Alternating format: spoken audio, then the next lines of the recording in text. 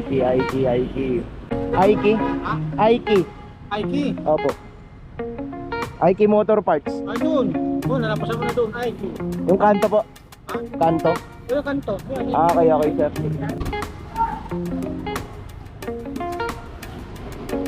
Ayun.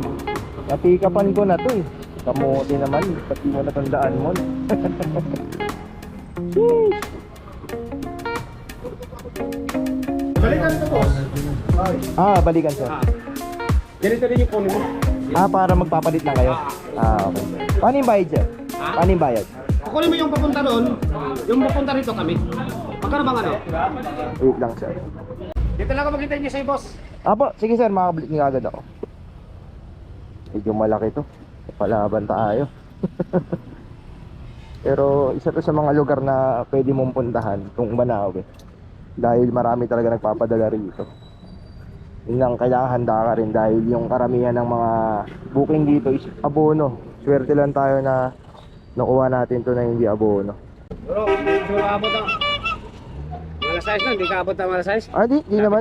Lapit lang yan. Dalo yun. Kunin mo lang yung kalahati doon, boss, ha? Bayad? 95 is 95 dito. Oo.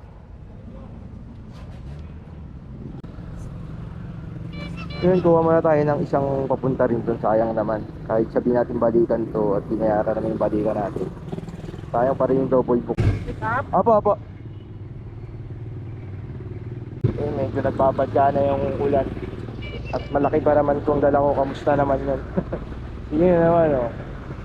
Madilim pa rin.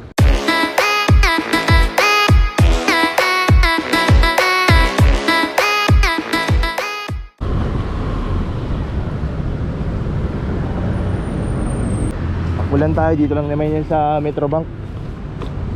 Papeles.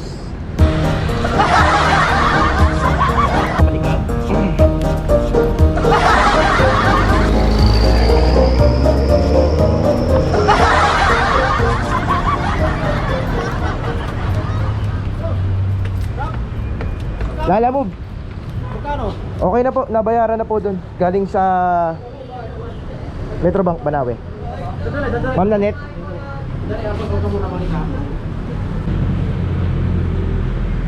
Alright. Kaya siguro hindi ko na muna anin to. Kukuha na ng double. Dahil baka abutan tayo ng ulan. At syempre, may deadline tayo. Sinabi natin hanggang alas 6.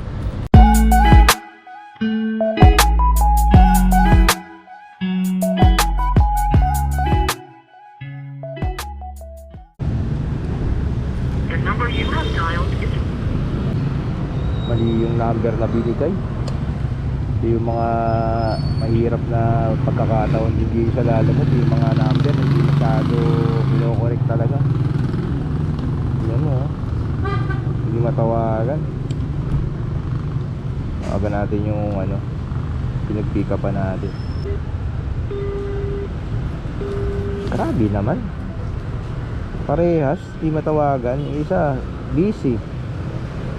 Ay nako. Na-stock na tayo. Dalawang booking pa lang.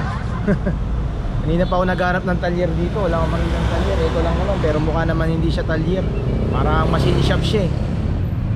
So yun, habang naghihintay, isa muna mapagpalang araw sa inyong lahat. Ari Motovlog, muling nagbabalik para sa isa na ng mga motovlogging video. Yun, tayo muna tayo. Ito yung mahirap sa paglalalamove eh. Kahit may pantawag ka pero wrong number, talagang kakapaka sa dilig. Hindi mo alam kung saan pupunta rito ngayon, no? Kahit pangalan ng talyer mismo, wala. Sabi, hanapin ko daw yung talyer dito, wala naman talyer dito.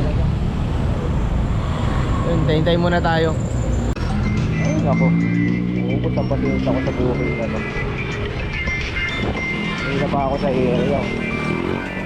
Hindi na kayo nagsisinawagan. Pagka mga ganito, alalahanin nyo naman yung mga rider ninyo. Kaya bahala to.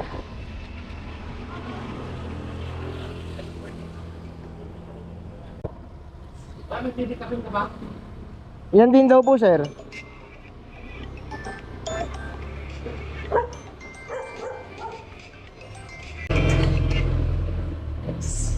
Hello po. Kayo yung rider na napupunta sa talyer, tama ba? Andito na po ako, sir. Nakausap mo na yung si JR. I-plastic mo yan para baka kasi umulan para hindi babasa ang karton. Sige sir, sabihin ko po rito kung... Maraming salamat. Sige, Meron sir. mo plastic yung pinadala ko, di ba? Naka po? Yung dala mo, meron naka-plastic yan, no? Or Naka karton lang sir. Okay, sige. Okay lang. Sige po. Kung wala sa plastic, okay lang. Okay lang din. Sige po. Sige, maraming salamat. Sige sir. Buti na lang, nahilot ako ni sir. Mabait may pag-uusap. So lang, naiinis na ako. Yun nga, paalala ko lang din kung magpapadeliver kayo. Make sure na nakaantabay kayo.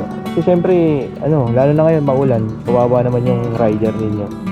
Paalala ko lang pagka nag-book kayo ng ganito, pick up and delivery lang po. So, yung waiting time, okay na siguro yung mga 10 minutes. Pero dito, medyo umabot ako ng 20 minutos. Sayang, di ba?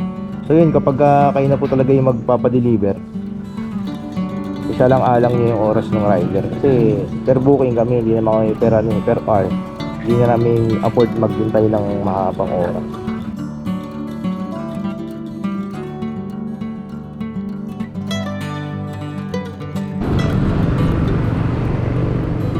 Ay sir. Bigay pa nun? Oo. Pero bigay ko. 95 sir. Natagalan lang kasi hindi ko makita yung lugar. Yung pala malapit na pala ako. Andun lang ako sa may tabi mismo. Hindi ko lang napansin na talyer pala yun. Oo, taliro. Wait lang. Salamat ha. Okay na ba ito? Sige. Salamat sir. Oo. Thank you po. So yun, na-deliver na natin yung dapat natin i-deliver. Hindi ko na sinabayan yan dahil nagmamadali na nga. Parang bumaba yung energy ko yun. Pero syempre, ganoon naman lagi. Hindi naman lagi smooth. May mga pagkakataon talaga na makakaranas ka ng delay. Pero pinakamahalaga, pagpapatuloy mo. Tambay muna tayo saglit. Hanap muna tayo ng magandang kombinasyon ng booking.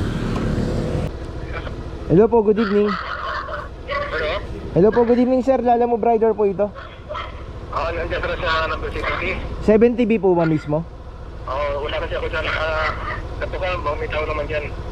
Okay po, itong 70B. Sige po. Anin ko na lang po. Tao po. Lala mo sir. Pick up lang po. Salamat po. Doon na yan kuya. Apo. Sige po. Pick up lang sir. Pick up lang po. Kanan na parking. Okay, kanan na pa. Salamat po. Grabe naman tarik dito. Tumilalas, malas ka talaga dito. Tignan mo, maalong-along po. Daming bukol dito. Pag-deliver po na ito, pangalan Joe. Opo, Joar po. Yung bayad po doon ano po ba ito? Okay, sige po. Pero secure. Salamat sir. Sige po. Kuya. Good evening po. Sir Joar po. Bali 82,000 sir. Ay, salamat po.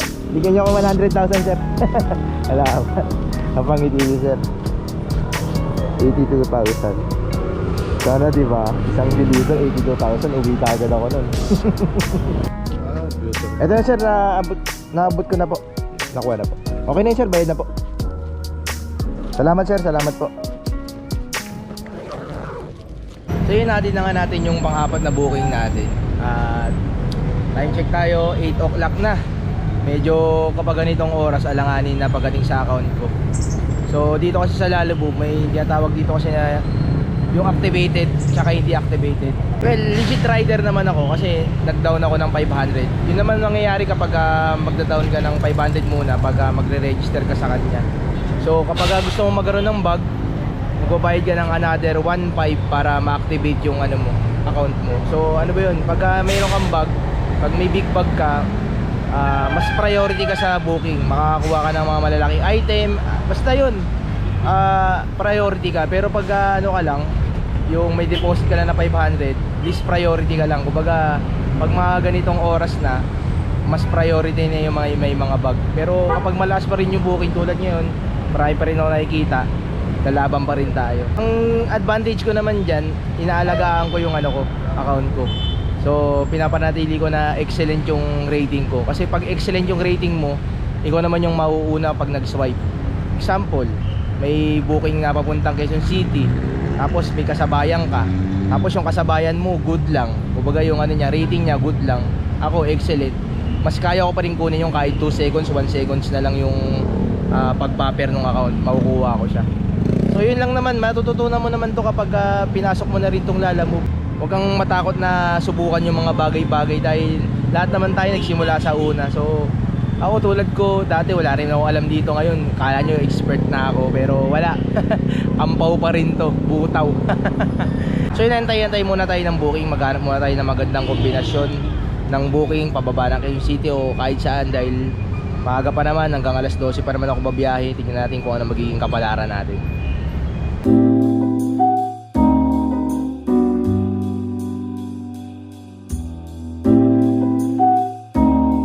Ma'am Jelay, nalate ako ng basa. Alin po? Yung sinabi niya na sa El Santos, doon ako eh. Kaya tumatawag ako. Ano Ay, tumatawag kayo sa akin? Tumawagan ako number.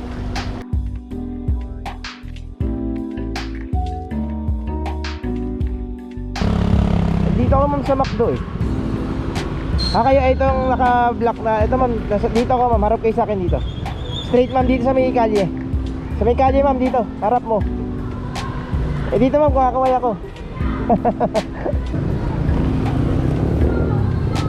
Bali 173 27 pesos. Maswerte lang tayo ngayon dahil yun, nakakachamba tayo ng combo. Pero may mga araw din talaga na hindi ko ma-assure sa inyo. May ganito tayong klaseng booking dahil tsagaan talaga yan. At may kasamang buenas din. Nagpapalit ako ng app. Kasi minsan mahina eh. Kaya nga. At least no? Hindi pwedeng isa lang. Oo nga. Makakabuhan. Thank you ah. Sige po ma'am. So yun, nabibilib si ma'am na marami daw akong hawak na app. Hindi lang naman ako yung rider na ganun. Mas marami pang mas may diskarte sa akin. Yun lang, isa lang din ako sa mga madiskarting rider na yun. Tsaka determinado na talagang may ahon yung kahirapan. Medyo maganda yung panahon ngayon, no? Kanina pang walang ulan. So kapag ganito, hindi naman pwedeng magpatalo lang ako na wala akong masyadong maiuwing pera. Siguro baka pag uwi ko ng bahay, pahinga ako ng onte, tapos mag joyride na rin tayo. Ang dami ko ng hanas. Ang dami kong segue, tatapusin ko lang itong vlog na to. Ang dami pa sinasabi, no? So yun, maraming salamat sa panonood at kita-kits sa next vlog. Shit!